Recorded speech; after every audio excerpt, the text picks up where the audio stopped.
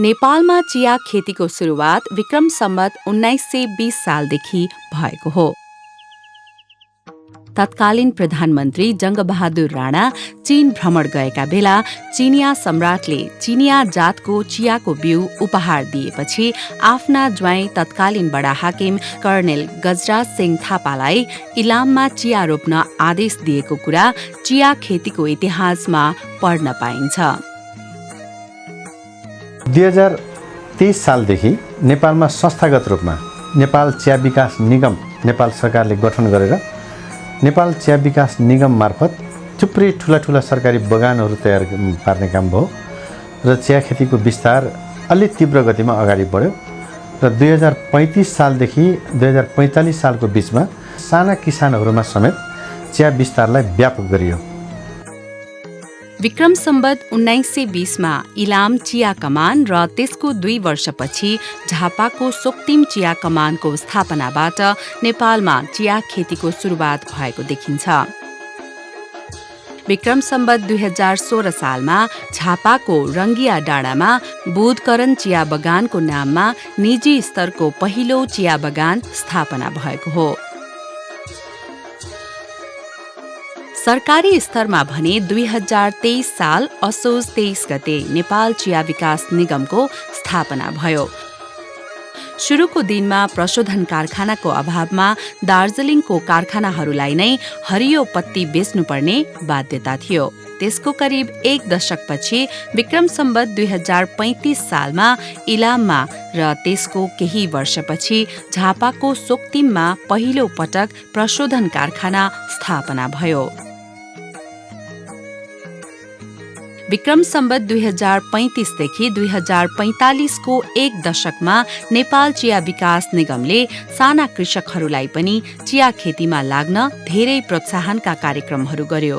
बिस्तारै चिया उद्योगले गति लिँदै गयो र एउटा नाफामूलक व्यवसायको रूप लिन थाल्यो। चिया उद्योगले राज्यको आर्थिक र सामाजिक क्षेत्रमा पुर्याएको योगदानलाई मनन गर्दै विक्रम सम्वत 2039 सालमा तत्कालीन राजा वीरेन्द्रको शासनकालमा नेपाल सरकारले पूर्वाञ्चलका 5 जिल्ला झापा, इलाम, पाँचथर, धनकुटा र तेह्रथुमलाई चिया क्षेत्र घोषणा गर्यो। यी 5वटा जिल्लाहरूलाई तत्कालीन राजा वीरेन्द्रले घोषणा गरिसकेपछि चिया विस्तारमा अझ ठूलो आकर्षण बढ्यो र ठूला र साना व्यवसाय लागेर नेपालको चियाको क्षेत्र विकास भएर अहिले नेपालमा करिब 27,600 हेक्टर जमिनमा चिया उत्पादन भएको छ र यसबाट अहिले 2 करोड 40 लाख केजी चिया चाहिँ नेपालमा उत्पादन हुन्छ। त्यो मध्येमा 58 लाख केजी चिया मात्रै अर्थोडक्स चिया उत्पादन हुने गरेको छ। चिया क्षेत्रको थप विकास र विस्तारका लागि सरकारी स्तरकै गैर नाफामूलक संस्थाको आवश्यकतालाई महसुस गर्दै 2050 साल जेठ 20 गते राष्ट्रिय चिया तथा कफी विकास बोर्ड ऐन 2049 मार्फत चिया तथा कफी विकास बोर्डको स्थापना भयो।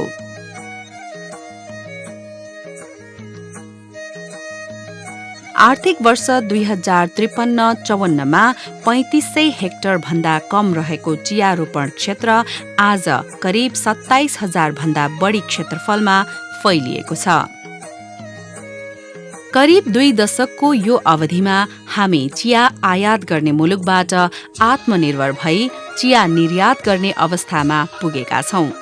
हाम्रो उत्पादन युरोपका बजारहरूमा विशिष्ट चियाको रूपमा बिक्री हुन थालिसकेको छ।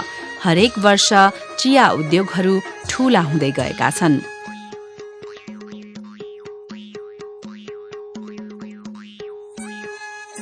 अहिले इलाम, झापा, धनकुटा, पाँचथर, तेह्रथुम, ताप्लेजुङ र सङ्खुवासभामा प्रमुख रूपमा र नुवाकोट, सिन्धुपाल्चोक, ललितपुर, रामेछाप, दोलखा, ओखलढुङ्गा, खोटाङ, धादिङ, सोलुखुम्बु, उदयपुर र भोजपुरमा केही मात्रामा चिया खेती हुने गर्छ।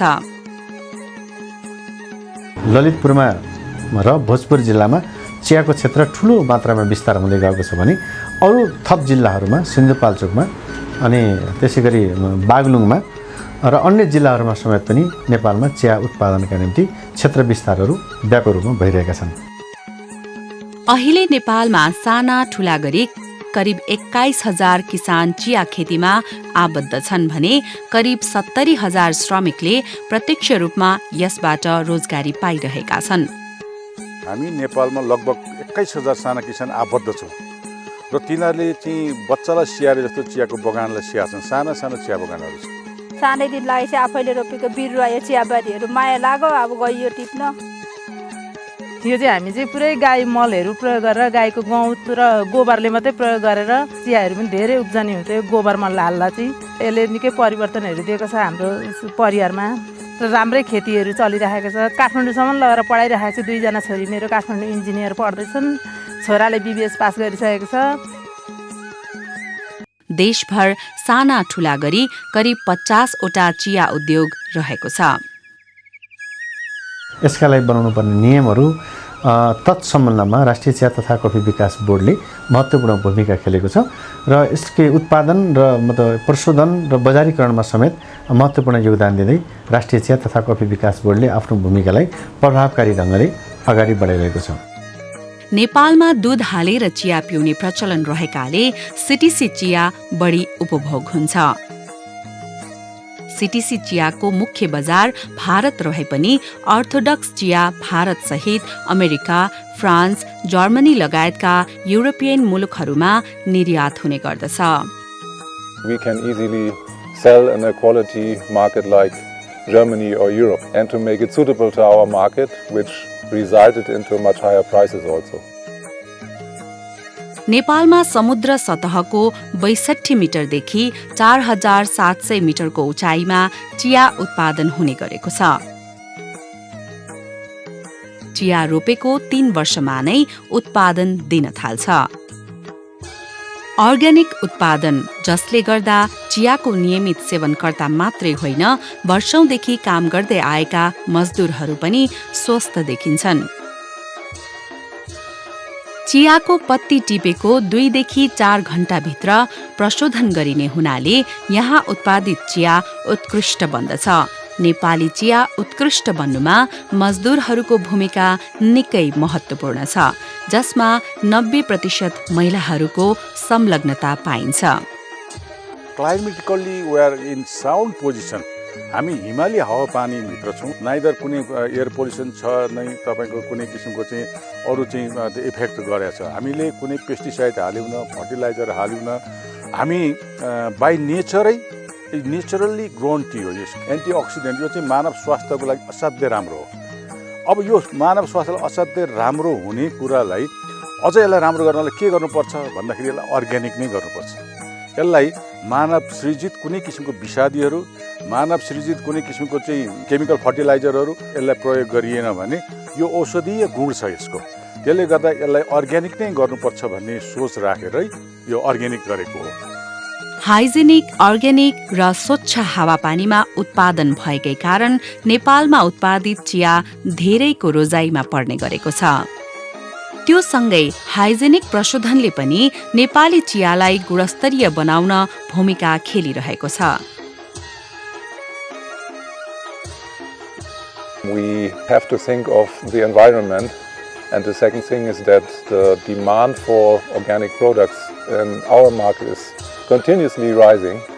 अर्ग्यानिक चियाको डिमान्ड धेरै आइछ इन्टरनेसनल मार्केटमा। त्यो डिमान्डलाई मिट गर्न पनि अर्ग्यानिक गरिएको हो।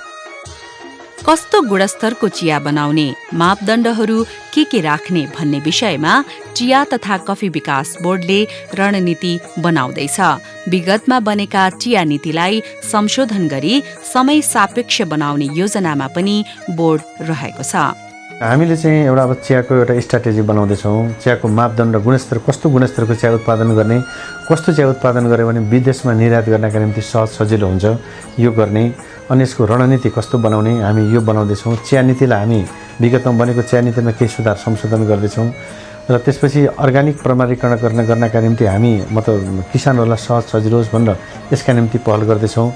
र लोगो प्रयोग गर्ने चियाको क्षेत्रमा महत्त्वपूर्ण विषय बनेको छ र हाम्रो नेपालको अहिलेसम्मको नेपाली ब्रान्डमा चिया बिक्री गर्नको निम्ति लोगो प्रयोग मतलब नभएको हुनाले केही समस्याहरू देखिएका छन्। त्यसले गर्दा हामी लोगो दर्ता गरिसकेका छौँ र यसपछि थप चिया विस्तारका निम्ति किसानहरूबाट आएका मागहरू साना ठुला उद्योग होस् अथवा चियाका बगानहरू विस्तार गर्ने कुरोमा होस्, हामी यो कुरोमा राष्ट्रिय चिया तथा कफी विकास बोर्डको तर्फबाट भरमग्दो प्रयत्नका साथ हामी सहयोग गर्दैछौँ।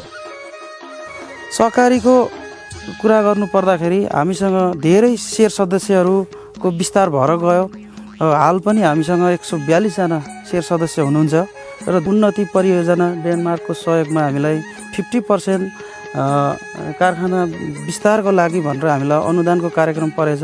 कफी विकासबाट 10 लाख रुपियाँ एउटा अनुदान दिएको थियो। त्यो अनुदानबाट हामीले एउटा ग्रिन टीको मेसिन जोडेर ग्रिन टी चियाको पनि बजार विस्तार भइसकेको छ। मुख्य उद्देश्य भनेको हामीले चिया रोपेका छौँ, यो चियाले सही मूल्य पाउनुपर्छ भन्ने उद्देश्य यो सहकारीको रहेको हो। चिया खेतीमा आउन चाहने नयाँ किसानहरूलाई प्रोत्साहन गर्न चिया तथा कफी विकास बोर्डले नयाँ योजनाहरू बनाइरहेको छ। चिया खेतीमा लाग्नका लागि बोर्डले किसानलाई आह्वान नै गरेको छ। हामीसँग प्रशस्त जमिन छ। चिया खेती गर्न इच्छुक कुनै पनि व्यवसायहरूलाई किसानलाई हामी आह्वान गरेका छौँ कि तपाईहरु तयार हुनुहुन्छ भने हामी मल, हामी बिउ हैन, त्यसमा हामी मतलब सरकारको तर्फबाट चाहिँ बाटो, सिँचाइ हैन, बिजुली, हामी के प्रकारको सहयोग गर्नुपर्छ हामी सहयोग गर्न तयार छौँ। हावापानी तथा वातावरणको हिसाबले हेर्ने हो भने नेपाल चिया उत्पादनका लागि निकै अनुकूल छ। उत्तरपट्टि हिमाली भेग छन्। त्यही हिमाली भेगका तलपट्टि रहेका जमिनहरू चिया खेतीका लागि उपयुक्त छन्। हिमालको काखमा भौगोलिक हिसाबले सजिएको सुन्दर ठाउँमा उत्पादन भएको चिया खरिद गर्न विश्वभरका मानिसहरू आतुर छन्। यही नै हाम्रा लागि चिया उत्पादनको विशाल सम्भावना हो।